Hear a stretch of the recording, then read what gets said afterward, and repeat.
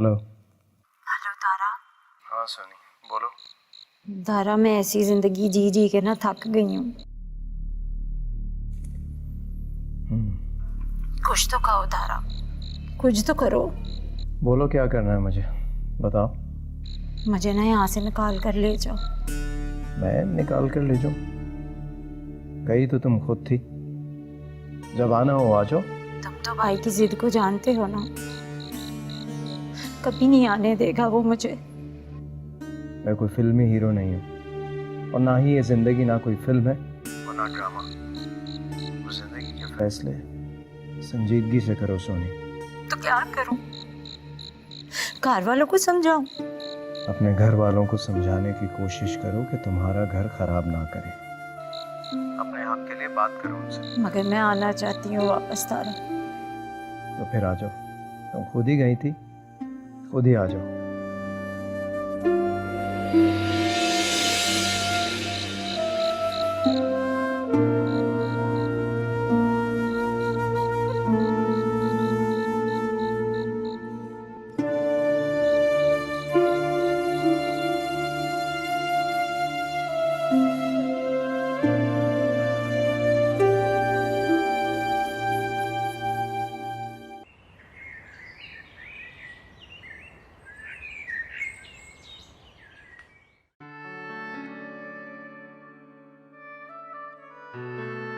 अम्मी, अगर आप आज मुझे फ़ोन करके ना भी बुलाती ना तो मैं ज़रूर आती।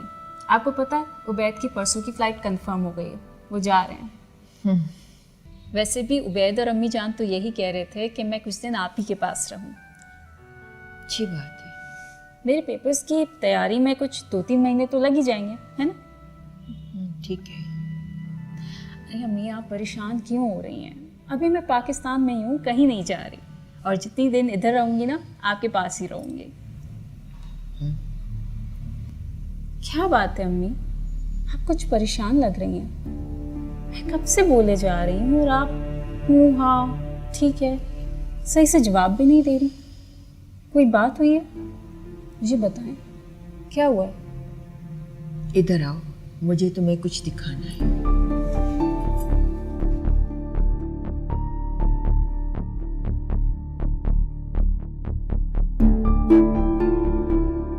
अम्मी कहाँ लेकर जा रही हैं? क्या हुआ है? इधर आओ, इधर देखो अपनी भाई की हरकतें। अरे ये तो कोमल की तस्वीर है, लेकिन बाजिल के बच्चे ने यहाँ पर क्यों चिपका के रखी हुई है? तुम्हारे भाई को इश्क हो गया है। ये आप क्या कह रही हैं अम्मी? इश्क हो गया बाजिल को कोमल से? ऐसा कैसे हो सकता है? ऐसा ही हुआ है।